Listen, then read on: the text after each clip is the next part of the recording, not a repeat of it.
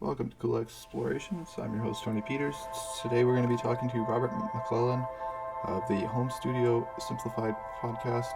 He's going to talk about his podcast as well as some of his history with dark magic and the occult life. And he's going to talk about how Christ really changed his life and brought him to where he is now. Welcome to Cool Explorations. I am your host, Tony Peters. Today we have Robert McClellan on from Home Studio Simplified podcast, and he's got a lot he's going to share with us today. I'm looking forward to this. Why don't you start by telling us a little about who you are and what you're currently doing? Sure. The name is Robert McClellan, as has already been stated.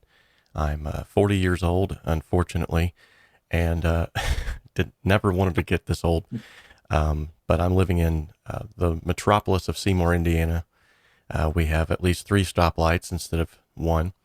I'm a musician, a producer, a online mentor, and was really led down that road through a crazy course of events, which we're going to get into here in just a little bit. But apart from that, I'm a father of a beautiful daughter, of a handsome son, the husband of the world's most beautiful wife, and I have been intricately involved in all things music ministry, and just I often have told my wife this too, and others, but I am happiest when I'm helping others. And so that's really what the goal of my last 10 years, especially, has been based on. And I love helping people too. I think it's fantastic, and it's what God has called us to do. Uh, why don't you tell us a little about your testimony? What brought you to Christ, and what has your life been like since accepting Christ? Wow, man, that's a story in and of itself right there. Do we got about 3 or 4 hours or? No, I can definitely make this a little bit more succinct, but growing up, my grandmother was sort of the link that bound everyone to the church and to Christ. And my sweet grandmother, God rest her soul now, she would take me to Sunday school as a child, and I would, play underneath the pews with cars and toys, and hear many sermons being preached, and hear many things being done in the church, and just never quite understood it because I was a kid. And I can still remember as a child the first time that I ever heard someone that I knew and loved. She was an elderly lady in the church, was very soft spoken, was very just quiet and congeal. And as a child, my grandmother usually sat next to her. This voice began to boom out of this lady. And I knew it was her voice, but it's like it wasn't her voice.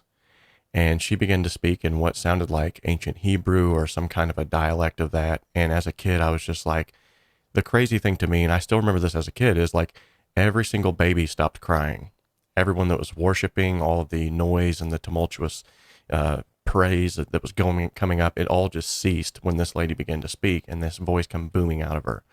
And then the pastor of the church, he began to interpret what was being said, and literally, even as a child, like the hairs were like standing up on my arms and stuff. I was like, what just happened? Hmm. And that's the first time I ever really remember, like, okay, I just had an encounter with God. Like God was in this room and I knew it not, you know, sort of like Jacob whenever he woke up from his pillowy bed of rock. And so over the years, she would take me to Sunday school off and on. And I remember it was about 8 years old that they had a children's ministry that came in and taught with puppets. And something that they had said or done, Brother and Sister Whalage was their name. They're beautiful people. Sister Whalage is still with us, and she's still helping children to this day. But something that they had said had gripped my heart, and I said, Grandma, I want to get baptized. And so I got baptized in Jesus' name that night and came home just feeling like $1,000,000. And the thing that really kind of set me down the wrong path, though, was that my parents were never really solidified in the church. They were kind of like in and out. They were kind of wishy-washy. And at this point in time, they were not in church. They were very happy for me. They were elated. They were excited. They were there, even for the baptism. And but then, over the course of the years, they got in church and out of church. And it was at 13 that things sort of took a turn for the worst. By this time, they had been out of church for a couple of years. And of course, my mom and dad had grown up I say, of course, as if you guys know this, but my mom and dad had grown up um, heavily involved with drugs, black magic, the occult. My dad was a tarot card reader. My mom was practicing all kinds of crazy stuff. They were heavily entrenched in cocaine dealing. My dad was growing marijuana in the room. I mean, what kind of a young kid comes into the room and your dad is talking to his pot plants, and he's telling Mm. you, the carbon dioxide helps them grow. And I'm like, that's weird, but that was our family bonding time at the moment. So growing up, at 13 is whenever I really took a turn for the worse, and I realized, well, if mom and dad's doing this, this is the path that I want to take. And it wasn't like a concerted effort on my part. It's just how things sort of led into that. And I remember at 13, I came in there and I said, look, I got to let you guys know I've been sexually promiscuous. I have been doing drugs. I've been drinking. I'm already smoking cigarettes. I'm just letting you guys know this so that I don't feel like I have to hide anything from my parents, and you guys don't have to hide anything from me. We all know what we're doing. And my parents' solution to this, unfortunately, I look back on it now, I thought it was the best solution in the world at that time. But I look back on it now and I'm like, that was the most dysfunctional thing I've ever heard of. Is they said, well, instead of you getting arrested or getting, thrown in jail, why don't you just stay at home and do that stuff? That way, we're all here in this as a family together, and we can teach you basically how not to get caught. And so for years, I would be looking for my friends and go out on the streets of Seymour trying to find them, like trying to get a party together for that night, realizing that my friends were at home with my parents, chilling with them, getting high, getting drunk, dropping acid. And so our family bonding time from those earlier adolescent years was like literally we would sit down, we'd all drop a hit of acid and watch The Simpsons, or we'd all be sitting there smoking a bowl watching Saturday Night Live together. I mean, it was just the most Wow. dysfunctional thing you can think of. And of course, I thought, in my mind, I was like, oh, this is perfectly normal. I mean, I knew it wasn't, but in that state of mind that I was in, it was. So it's kind of crazy. So things started to progress at 13. I was still dabbling mainly just with marijuana. I would just had kind of ventured in some other things, but then I got in touch with the wrong crowd, which obviously it's going to lead you down that path. And there was a group of three other gentlemen that I had sort of linked arms with. And little did we know that as I started to tell them, oh yeah, I know a lot about the occult. And my parents have been doing this stuff for years. And then one of the other gentlemen who was a member of that friendship group there, he was like, I've always been interested in it. The other guy, he was like, yeah, I've always, and then the other two that made up all four of us, were just interested from a distance. But the two of us that were really interested really dug into it. We started getting books. Obviously, you don't just find these things laying around. We went to the library, the public library. We were scouring the bookshelves and found next to nothing. We went to our school library and found a book on Wicca practices, and black magic spells written by a practicing female witch. That's a great thing for schools to have. Right. I was Yeah. like, oh, what's this doing here? So we started to get to dabbling in that. This whole time that we're doing this, the drug use is ramping up. And I was really getting heavily involved with acid, or LSD, as some of your listeners might know it. Its proper term is lysergic diathomide, but we won't go into that. So as we begin to get involved in this stuff, obviously, there's an old saying, and it's so true, that sin will take you farther than you want to go. It'll keep you longer than you want to stay, and it'll cost you more than you ever wanted to pay. And that was definitely the case here, because as we begin to grow in quote unquote power, we also begin to get deeper and deeper entrenched into something that once you get into it, it's very hard to get away from it. It becomes a lifestyle. And that's not just black magic and the occult, but it's the combination of the two, black magic and occult, as well as drug addiction and alcoholism. Because at 15, by the age of 15, I was already a full-blown alcoholic. I was drinking every day. Wow. And by that time too, my main hang up was marijuana or pot. And so I began dealing just so that I would have it all the time. So at 15, I'm an alcoholic. I'm a a pot slinger, and I'm already dabbling in methamphetamines, anything I could snort up my nose that would give me a buzz. I mean, you name it, I was involved in a lot of it. And so as we began to progress into this whole soiree of things, it really just started taking me down this path that I thought, I was experiencing some power. I was experiencing, things were really happening, I thought. And this is sort of, I don't want to get too far ahead of myself, because I know you have some questions already in the queue, but this is sort of one of the things about black magic and the occult that a lot of people don't understand is there is power on the dark side, if you want to call it that. And you will get a taste of that power. But with that power, you have to sacrifice something in order to get that power. Like, it doesn't just come for free. Whereas on the other side of the spectrum, when you're living for Christ, there's immense power, but he paid the sacrifice so that you could get it. Mm-hmm. It's a completely different thing. And so everything, just for those of you who maybe don't understand black magic or the occult, for everything that God does, Satan does, but he flips it on its side, or he flips it upside down. So just a moment ago, I spoke of a woman who in our church, under the influence of God's anointing, was speaking in tongues. There are also devil's tongues. And so that's why the Bible tells us to try the spirits. And whenever there have been instances where I've actually been involved in exorcisms and seen demons come out of people, a lot of times those people will be speaking in tongues, but it's not the same kind of tongue.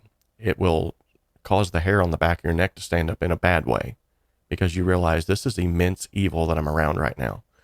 And so that's why even Jesus told his disciples, before you try to cast these guys out, guys, you need to be fasting and praying. You can't just go in willy-nilly and try to mess with these spirits, because they will rend you, they will jump on you, and they will tear you to pieces. And so the 7 sons of Sceva seen that. But moving back to sort of my lifestyle at that point in time, I got so heavily entrenched in all of this stuff. It ate my life up to the point where I was just a complete downward spiral. There were many times that I had conversations in the most odd times when I'm 3 sheets in the wind or I'm almost completely out of it. I would have conversations about God. I'd had conversations with God. It was more just me talking, being like, man, I know this is not right. I need to get out of here. But the way that he would talk to me was a lot of times in those moments when I was at my lowest and you would think God doesn't want anything to do with that person. That's the time when he would deal with me the hardest, because then I would look back on those years where grandma had taken me to Sunday school and where I had felt the presence of God. And I was like, man, I know there's something better out there. And having what little bit of experience I did have, I knew there was power in the church. I knew there was power living for Christ, but the power that I was obtaining by black magic, the occult, and drug dealing was other things that were more appeasing to the flesh and they were easier to obtain. So I was able to attract women. I was able to attract certain friendships that I wanted to get involved with. I was able to have money without really having a real job. I didn't have to answer to anybody. I was my own boss. I mean, just on and on, the drugs and the addiction and all that. And for those of you who are listening and you're wondering, like, why don't they just quit? It's not that easy. Like, it's a spiritual stronghold that gets a hold of people, and that's why there are addicts that keep going back to it, no matter how many times they try to stop.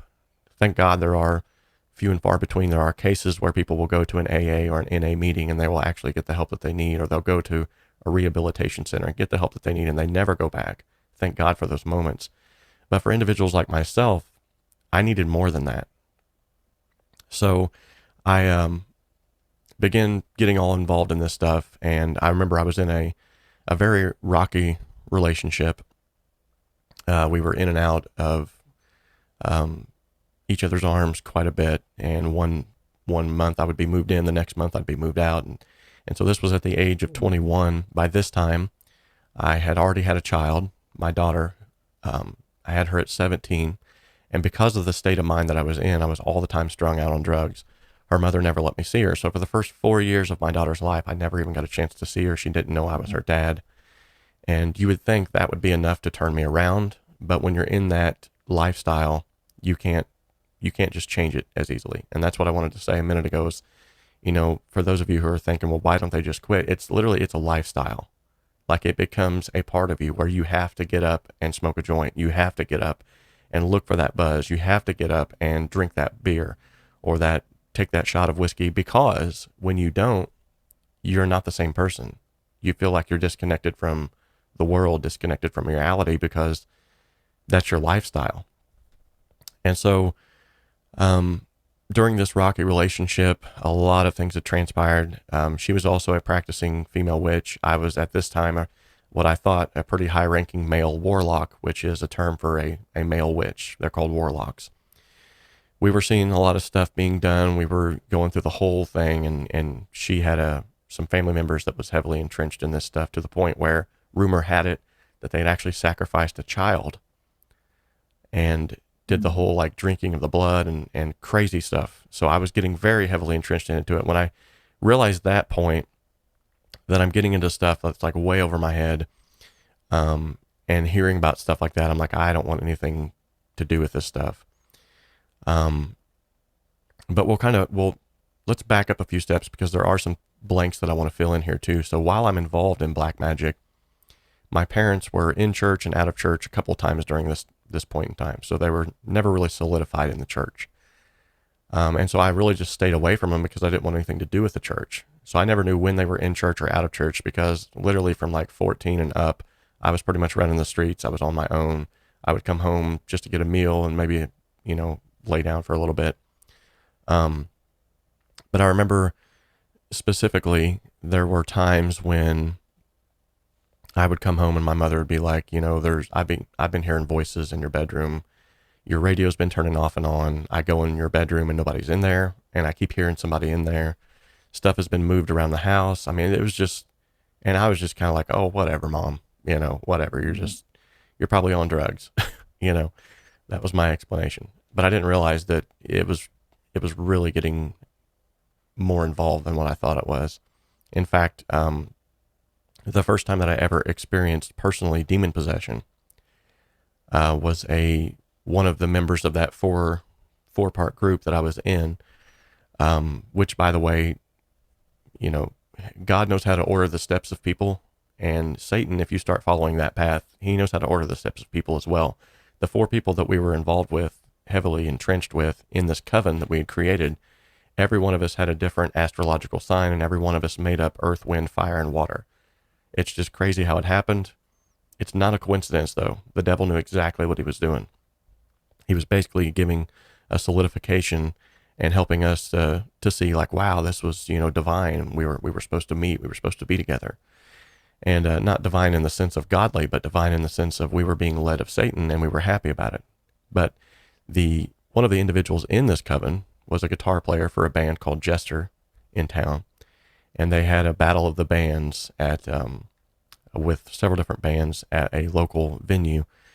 And if someone had not been videotaping this, I would not have even believed them. But there was a mosh pit that broke out during one of their songs that was called Demon Seed. During the mosh pit, I was never a fighter, so I would always like back out of the mosh pits. I was like, I don't like to fight. I mean, I like to work behind the scenes and do stuff like that, but I'm not a fighter. I'll fight if I have to, but but I remember I went up to the stage, and you could see me on the videotape. I laid my head down on the stage and was just kind of relaxing. And I can still remember that moment is whenever I felt a loss of control of my body and my eyes rolled in the back of my head. That's the last thing that I remember.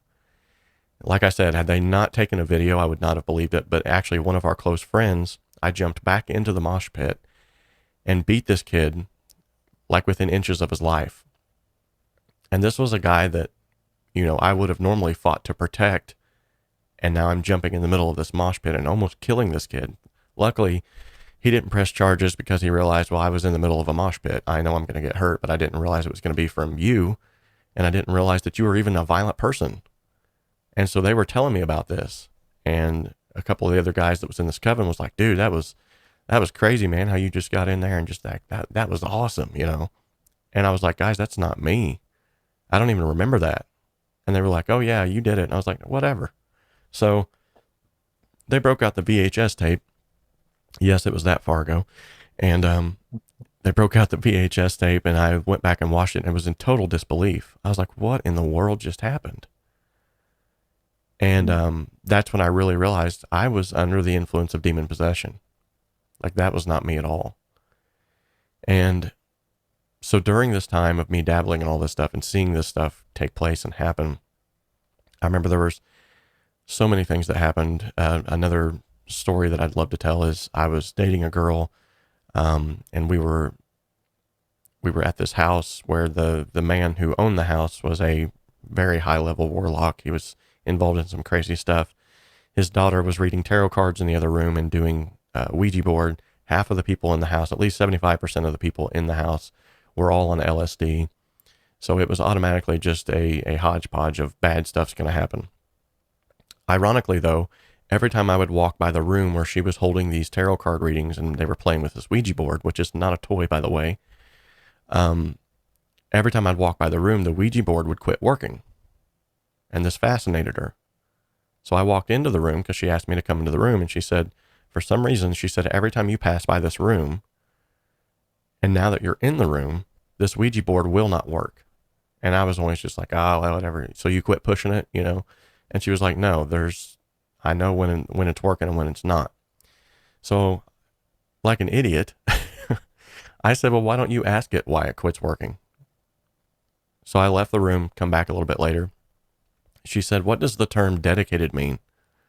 And it was at that time that I remembered that whenever I was a child, my parents, who were in church at this time, had taken me with my grandmother to the church and had me dedicated to God. And the dedication in and of itself does not save a person, but it does put a mark on them that they have been dedicated to God. And so God watches out for that child. And a lot of people, you know, as I'm telling this testimony, they're like, yeah, God was really watching out for you. Look how far you went. But because he's a loving God, he's merciful. He has the ability to give you this free will and let you make a choice. Yeah. Are you going to go down that path or not? And so I said, well, that's weird. I said, dedicated to who? And I already knew in the back of my mind. So I walked off again, and I heard a bunch of screaming coming from the other room. And when I ran in there, I was like, is everybody all right? She said, I've never seen this happen in all the years I've played with this Ouija board. She said the thing said dedicated to G-O, and it stopped at D, and then the thing flew off the wall, and the pointer was embedded in the wall, into the drywall. Oh, wow. And I was like, well, whatever. At this point, I was still trying to deny it. I'm like, you guys are playing around. You guys are messing around. And to try to like get this out of my mind, I thought, I'm going to go in the other room and I'm going to play a video game to try to like calm myself down because this is getting crazy. So I went in there and played the old NES, the old Nintendo system. I think I was playing the game Crystalis, and an old RPG game. And as I'm sitting there, just on the floor, minding my own business, the girl that I was dating at the time, this girl was literally like 80 pounds dripping wet. Like you could cover her in water from head to toe and she'd still be 80 pounds. She was just teeny. And she come up behind me, and I seen her reflection in the television as I was playing that game. And the next thing I know, I had a belt wrapped around my neck. And I could not get my fingers underneath the belt. Like there was this crazy amount of strength this girl had. And she was dragging me through the house growling. She dragged me out of the front door, down the steps, into the road. And while I was there in the road, the first thought that came to my mind was, she's going to hold me here until I get hit by a car. She's trying to kill me. And that thought come back to my mind of my grandmother's teachings as a child. And she always told me that Jesus is as close as the mention of his name. If you'll just speak his name when you get in trouble, he'll be there. And all of those thoughts of me saying he wants nothing to do with me, he don't care about me telling myself that for years in an inner dialogue, like I'm too far away, he's never going to want to deal with me again. That went out the window because I'm like, I need him right now. And so I remember I got my fingers underneath the belt just enough to whisper Jesus. And as soon as I did, the belt dropped. A stupid look come over her face. And she said, what am I doing here? And I said, well, I don't know what I'm doing here either. I'm getting out of this place. And I went home that night with a lot to think about. And these were I'm just bouncing all over the place. I'm sorry, but there's like so much history there for me to like try to encapsulate all of this. But so there was like tons of stuff that was going on in my life at this point in time. And if I had to narrow it all down, it would just be, it was demonic work, demonic activity in action, coupled with the drugs, which is a horrible, horrible concoction. And so fast forward now back to 21. I've got a 4-year-old daughter I haven't seen. I'm with a lady who's in a rocky relationship, and I'm staying in a friend's house because we're on the outs. And this is a house that we typically called the farmhouse. And we were slinging so many drugs out of this house. I don't know how we didn't get arrested. It had to be the grace of God. There were cars nonstop. I wouldn't say 24 hours a day, but at least a good 17 hours a day. There were cars coming and going nonstop. And we were just on to the next person. Here's your drugs. Here's your money. Here's your drugs. Here's your money. I mean, it was crazy. And so I was staying with him, and he was one of the 4 that was in that group. Well, actually, he was more of an outsider from the 4, but he was very close to the groups, I should say. And so he went to use the bathroom. I went down to raid his refrigerator, and he had left his email up. And I look at the email, and it says, "Don't let Buzzard," which that was my name for years. I was known as Buzzard. Other individuals was Double B. There was Special K. There was Casper. We all had nicknames because when you're dealing drugs and you're in the drug scene, if you have a nickname, it's harder for cops to pinpoint who you are because they're always looking for hard and fast first and last names. But if everybody just knows you as Buzzard, it's a little bit harder to find you. Of course, everyone had to earn their nickname, and there was usually some wild nights that led up to you getting your nickname. And mine is not actually that fanciful of a story, so I won't go into it. It's actually pretty stupid, but so in this email, she's saying, "Don't let Buzzard know about our love triangle." And I was like, what? I mean, this is a lady I've been with for years now. Her children had become my children. She was helping me finally get access to go and see my daughter. And I thought, this is going to be the one. We were practicing magic together. We were doing drugs together. I thought, this is the one. She has everything lined up. She knows that I'm a drug dealer and doesn't care. She's, So immediately I went upstairs in a rage. I downed a half a pint of wild turkey, or it might have even been a full pint. At this point, I'm not even sure anymore. It's been so many years ago. I had long hair, like down to here, and was taking chunks out of my head just with a knife, just hacking off hair, and basically just having a mental breakdown. Because I thought my whole world's crashing down in on me right now. And at this time, too, I was battling the heaviest onset of depression ever. I'd already tried to commit suicide. I was a cutter. So anytime I would get upset, instead of hurting other people, I would just cut myself. And at one point in time, I sat down one night in a drunken stupor and counted 187 cuts on one of my arms. That was just one arm. And self-mutilation, a lot of people don't understand, but that's actually a sign of demon possession. Because the demon that's within that person, we were formed and fashioned in the image of God. And so that's why a lot of times demons will attack the flesh, because you're made in the image of God.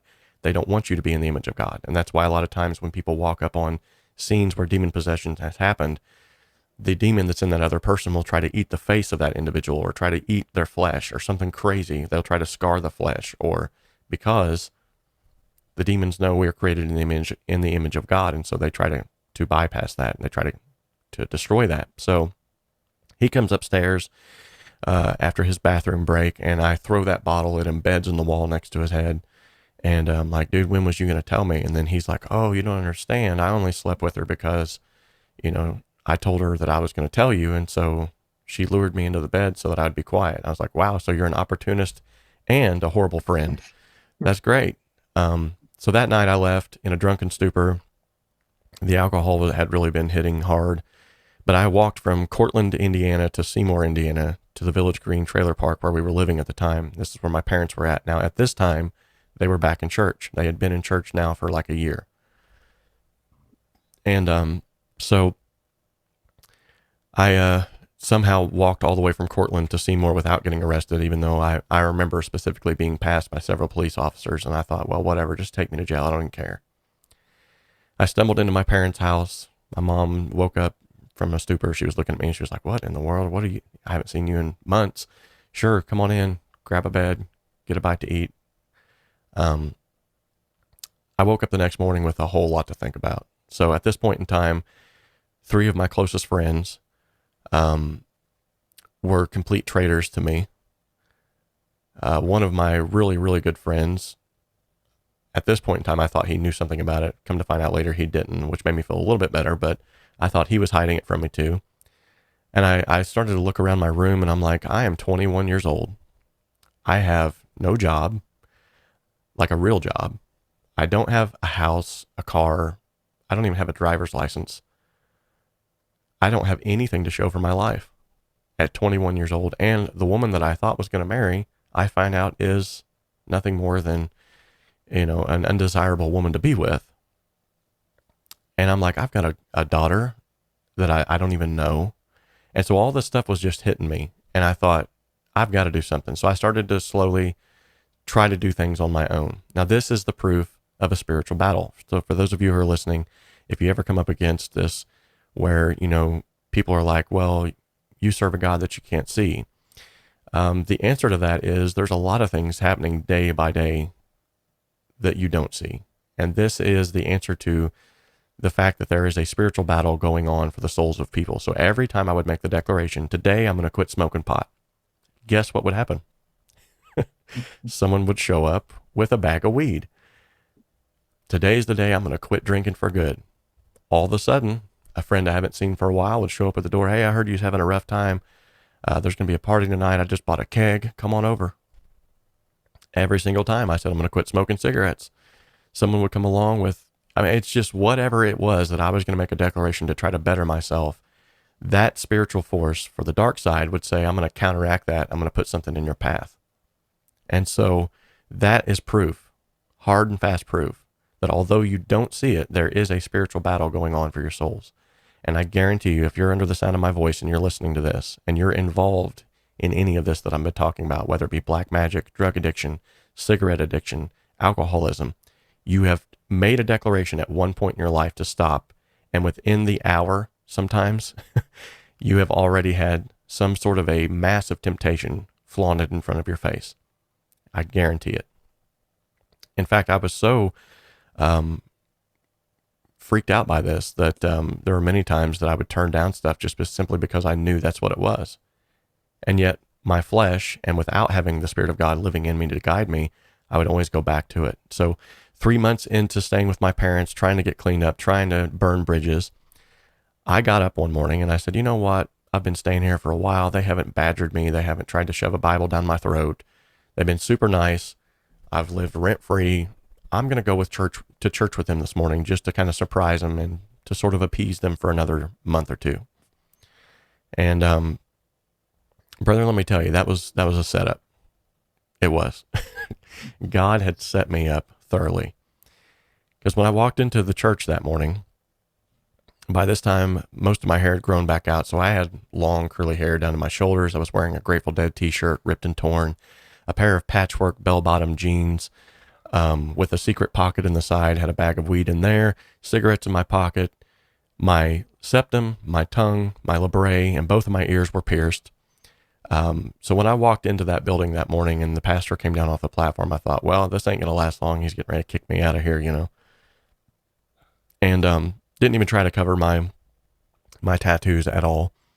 And he came up, gave me a huge hug. I was like, okay, this is weird. He's like, Robert Aaron, we are so glad to see you here. We've been praying for you. Just make yourself comfortable, enjoy yourself. And we love you. We're so glad. I'm like, what? You're supposed to be mad at me. You're supposed to be kicking me. I've been doing everything to not be here. So he sat me down and we had a seat. I sat next to my dad, who, yet again, still not very pushy at all. My mother was teaching Sunday school that morning.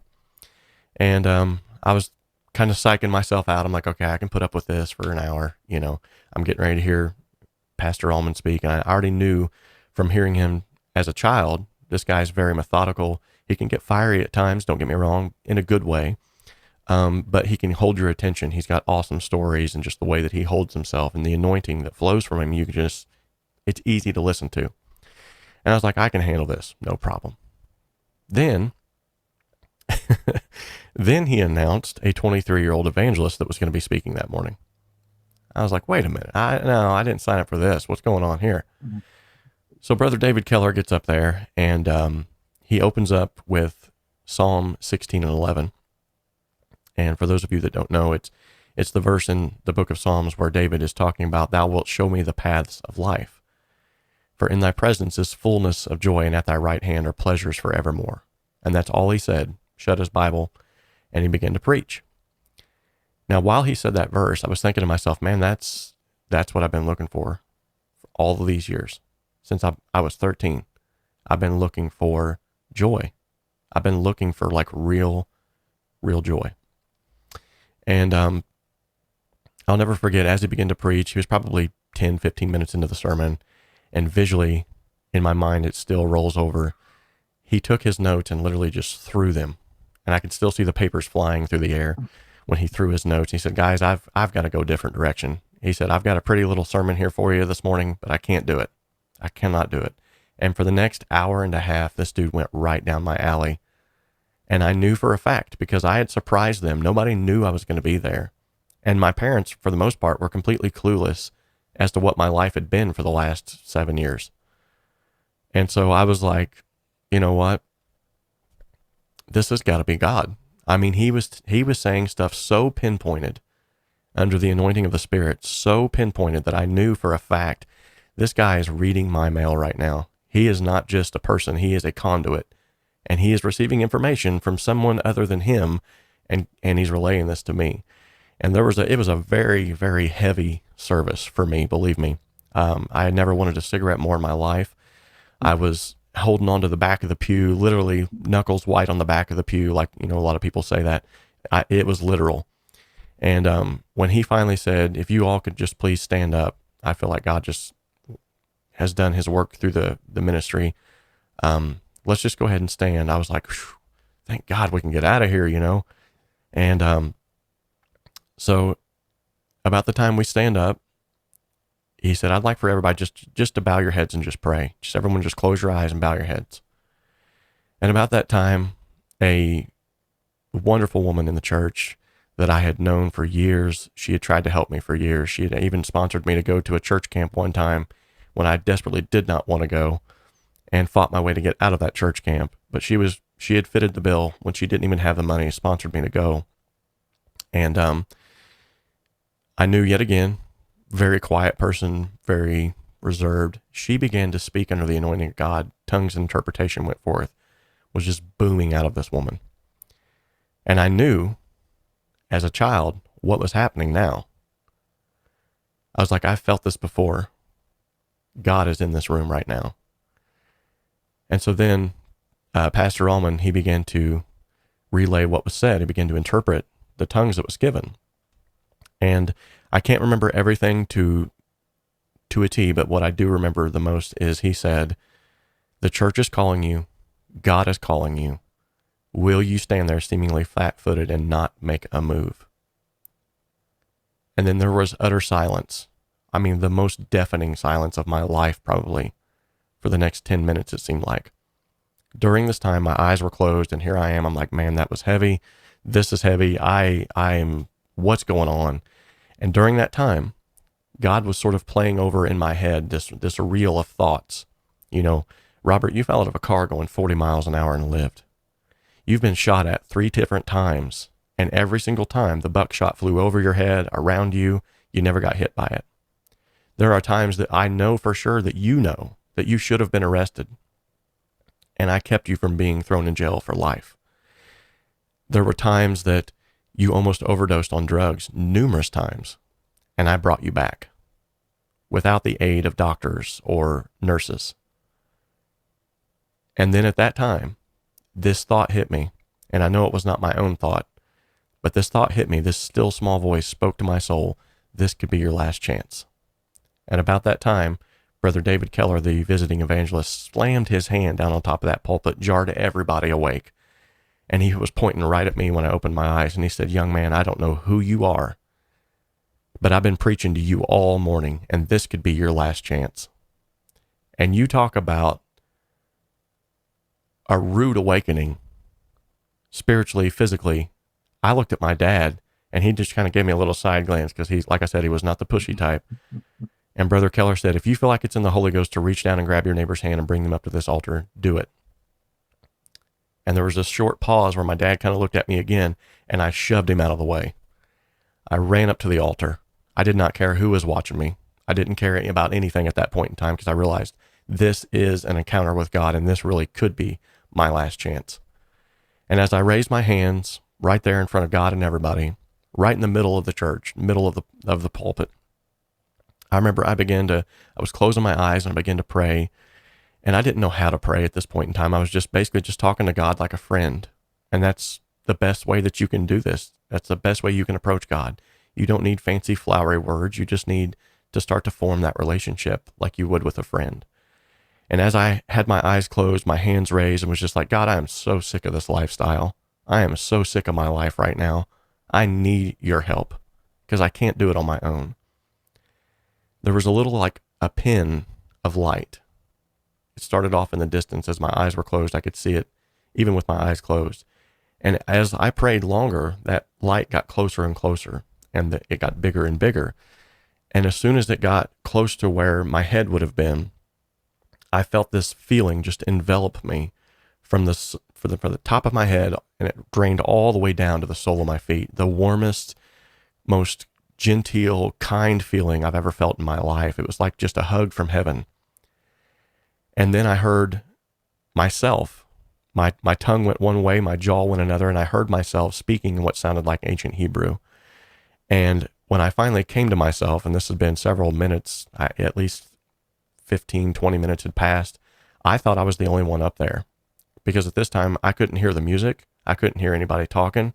It literally was just like me and him. And when I opened my eyes, the whole church was gathered around me. My dad was over top of me just weeping and crying. My mom, they had went and got her from Sunday school. She was over top of me weeping and crying. And I'm sorry, I told myself I'm not going to cry this time, but I do it every single time. But my dad reached down and gave me a hand. He picked me up off the ground, and Brother Allman Sr., he came down off the platform, gave me a big hug, and he goes, Robert Aaron, how do you feel? And now at this time, it sounds very sacrilegious to say this, but at that time I had no clue. I didn't know anything about God or about church or ethics. And I looked at him and I said, man, that's the best buzz I've ever had in my life.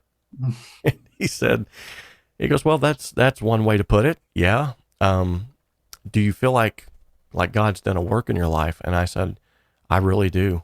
And for the first time from 13 until 21, I had a real smile on my face. For the first time, I felt real joy, real happiness.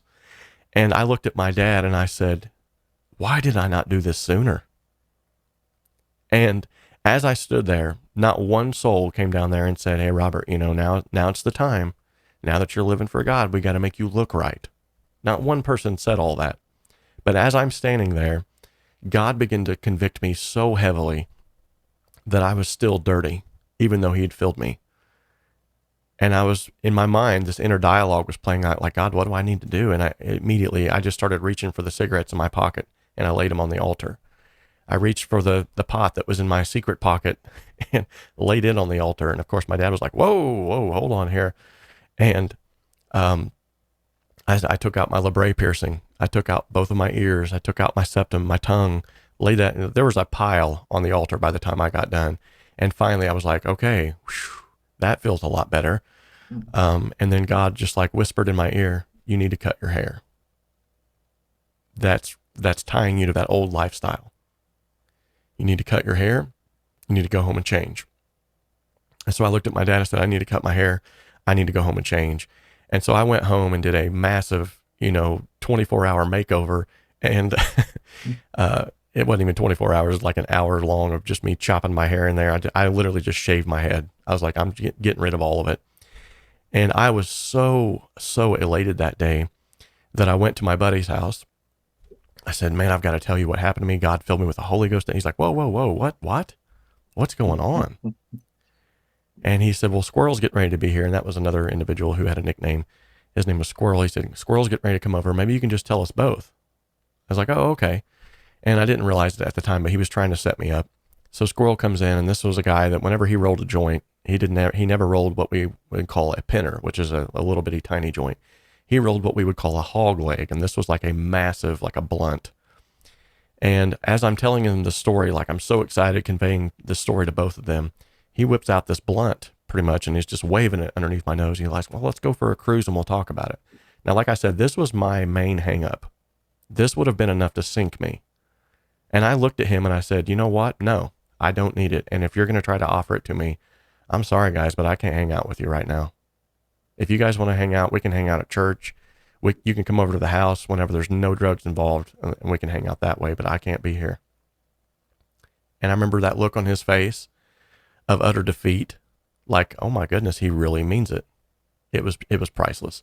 So that's sort of, I've jumped around a lot. I apologize. There's just so much to throw in there, but that's sort of the encapsulation of, and I actually didn't cry too bad this time, so that's good.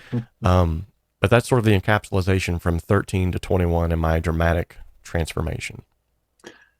And there's a lot to unpack there. I'd actually like to have you back on so we can unpack that just a little bit more and discuss some of these things in more depth. One thing I do want to discuss is your podcast, Home Studio Simplified. What inspired you to start this podcast, and what does it focus on? So during the times that I was, heavily depressed, suicidal, the only thing that really kept my feet on the ground was music. I was writing my own songs. I began to play guitar around roughly 15, 14 when it really took hold. So music had always been a passion of mine. I was writing music to try to cope with pain. I was writing music to try to get feelings out that I couldn't necessarily tell people about. I could write it, hide it in the lyrics of a song, and then I felt like I was expressing myself. Now, whenever I got in church, I really got heavily involved in making my own music for the right reasons. And so I was like, well, I want to start writing this music. I want to start sharing this and recording it. And what I found out was I knew nothing about it. I knew everything about trying to play a song or write a song, produce a song. But when it came to actually recording the song, I was like, this is hopeless. Like I can't get it to sound good. So like anyone else, I started looking on YouTube and scouring the internet, getting on places. And every time I would ask a question, just a simple question, hey, how do I make this compressor work? I would get an answer like, well, the radiation attenuation is provided by a 4.2 centimeter layer of monocrystal beryllium silicate infused with semi-ferrous polycarbonate cores. And I'm like, I just want to know how to get the compressor to make the audio sound good, guys. So I realized there was this huge disconnect because a lot of the old hats that were still working in these spaces, they'd been in studios their whole life. And so they looked at people like me, these newbies that were just wanting to get creative, like idiots. And so they would come up with these answers that made sense to them, but they were not simple enough for me to understand.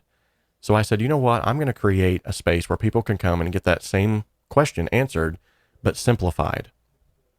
So most of the people at that time, especially, were starting to move from big studios into home studios. And so I thought, I'm going to make this a home studio simplified podcast, a YouTube channel. I'm going to build everything around that premise that when people come here to get information, it's going to be easily digestible. It's going to be simple. It's going to be something like, if you just want to know how to make a compressor sound good, ask the question and I'll show you exactly what to do.